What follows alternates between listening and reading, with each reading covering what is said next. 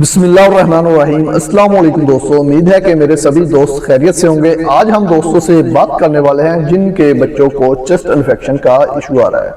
Chest का मसला है, सांस का मसला आ रहा है, दमे की शिकायत है, जहाँ सांस लेने में दुश्वारी है, खांसी बहुत ज़्यादा है, कवर नहीं हो रही होती, और जब बच्चा रात को सोता है तो आवाज़ भी निकालता है, सीटी वगैरह की आवाज़ निकलती है। उसमें छाती में इन्फेक्शन होती है, छाती में रेशा वगैरह होती है, जिसकी वजह से ये बच्चा आपका सांस लेने में दुश्वारी करता है। इसको फिफ्रो की एलर्जी भी कहा जा सकता है। ये अक्सर औकात बड़ों में और छोटे बच्चों में होता है। इसको निमोनिया भी कहा जाता है। बार बार सांस का इशू आना, उसको निमोनिया की शिकायत हो सकती है। ये फिफ्रो की एलर्जी होती है। ये किस रीजन की वजह से होती है? ये खाने पीने की वजह से होती है, जब मौसम की चेंजिंग की वजह से भी होती है। जिस वक्त भी मौसम चेंज होता है, सर्दी का आगाज होता है, जहाँ शदीद सर्दी पड़ती है, जहाँ खुश्क सर्दी पड़ती है, तो ज़्यादातर खुश्क सर्दी की रीज़न की वजह से बच्चों में ये ज़्यादा इस्तेमाल होता है, इशू बनता है। जिन जिन बच्चों में ये इशू बनता है उसका ट्रीटमेंट क्या है और कौन कौन सी मेडिसिन आपने इस्तेमाल करनी है, ये सब इन्फॉर्मेशन आपको इस वीडियो में मिलने वाली है। वीडियो को मेरे दोस्तों ने मुकम्मल वॉच करना है, स्किप नहीं करना। एक दोस्त का कमेंट्स आया था कि क्या डबल एंटीबायोटिक सिरप इस्तेमाल कर सकते हैं और कौन कौन सा डबल एंटीबायोटिक इस्तेमाल करना होता है। वो कौन सा डबल एंटीबायोटिक सिरप इस्तेमाल कर सकते हैं? आप कोई भी डबल एंटीबायोटिक सिरप इस्तेमाल कर सकते हैं, इसमें कोई इशू वाली बात नहीं है। ऐसा कुछ भी नहीं है कि अगर आप डबल एंटीबायोटिक इस्तेमाल नहीं कर सकते। फॉर एग्जांपल आप कैरीसेफ इस्तेमाल कर रहे हैं तो उसके साथ आप कैरीसेफ सिरप इस्तेमाल कर रहे हैं तो उसके साथ आप अगमेंटन कर सकते हैं। मतलब उसका जो फार्मूला होता है वो चेंज होना चाहिए सिरप का। अगर आप वेलोसेफ इस्तेमाल कर रहे हैं तो उसके साथ आप अगमेंटन भी कर सकते हैं, कैरीसेफ भी कर सकते हैं, कैलामॉक्स भी कर सकते हैं। फॉर एग्जांपल जो इसका नीचे फार्मूला होता है ना, वो आपका चेंज होना चाहिए।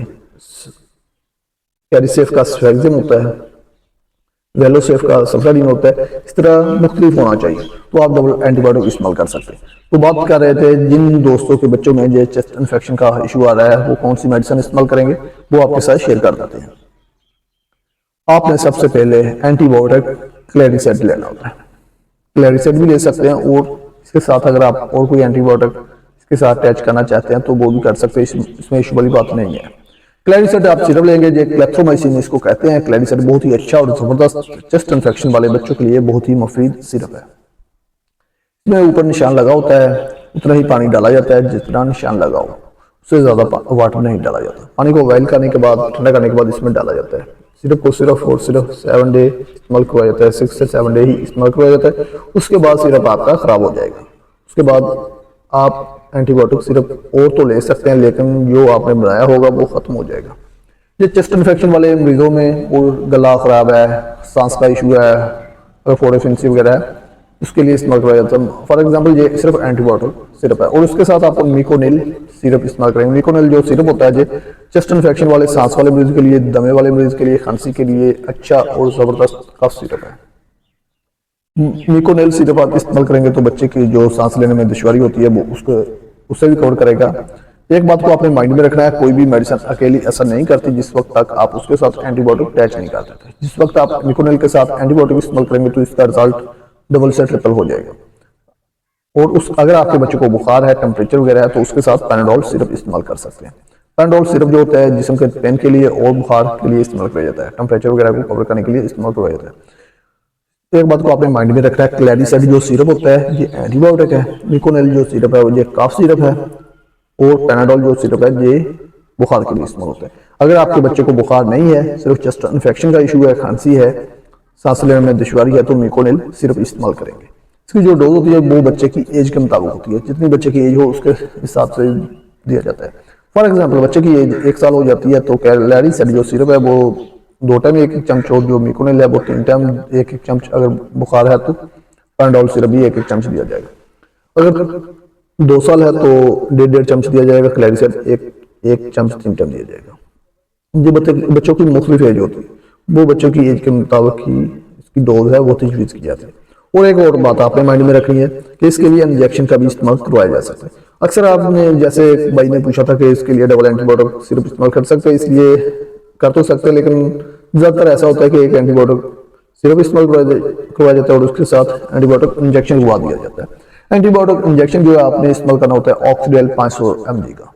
1 ग्राम का भी होता है, 2 ग्राम का भी होता है, 250 mg का भी होता है, लेकिन आपने 500 mg का ही लेना होता है। 500 mg का, और उसके साथ आपने बेटनसोल इंजेक्शन इस्तेमाल करना होता है। बेटनसोल इंजेक्शन आपने लेना है और उसमें वाटर नहीं डालना होता है। ऑक्सीडेल 500 mg का वो जो पाउडर होता है वो ही इंजेक्शन होता है, और उसके साथ वाटर होता है, वो वाटर आपने मिक्स नहीं करना होता। जो बैटरी सोलर इंजेक्शन है वो आपने इसमें डालने होता है। इसको 2 बैटरी सोलर इंजेक्शन अगर आप इसमें डालेंगे तो इसको अच्छे तरीके से मिक्स करने के बाद बच्चे के मसल में लगवा देना होता है। जब आप बच्चे के मसल में लगवाएंगे तो इंशाल्लाह ताला आपका बच्चा रिकवर होना शुरू हो जाएगा। ये कम, अगर बहुत ज़्यादा शदीद तरीन चेस्ट इन्फेक्शन का इशू आ रहा है तो बच्चे के 3 इंजेक्शन लगेंगे और रोजाना का 1 इंजेक्शन। जो मेडिसिन है वो 1 वीक ही आप इस्तेमाल करेंगे तो इंशाल्लाह ताला अल्लाह के हुक्म से ठीक हो जाएगा। जिस वक्त बच्चे को आप पहली डोज देंगे, पहली डोज से ही फर्क शुरू हो जाएगा इंशाल्लाह, और उसको साथ इंजेक्शन का इस्तेमाल ज़रूरी किया गया है। इंजेक्शन से कोई भी बीमारी होती है वो बहुत जल्द कवर हो जाती है। ये इन्फॉर्मेशन थी, और बच्चे को परहेज लाजम करवाया करें किन चीज़ों से, पापड़, स्लैंटी, फिर वालदा का दूध पीता है तो वालदा को समोसे, पकौड़े, पराठा, चावल वगैरह बहुत चीज़ों से परहेज करवाया था। ये इन्फॉर्मेशन आपके साथ हमने शेयर की। उम्मीद करता हूँ दोस्तों को वीडियो अच्छी लगी होगी। अब वीडियो अच्छी लगी हो तो अपने दोस्तों के साथ शेयर कीजिएगा। अगर अभी तक आपने हमारे चैनल को सब्सक्राइब नहीं किया तो चैनल को सब्सक्राइब कीजिएगा। ओके, अल्लाह हाफिज़।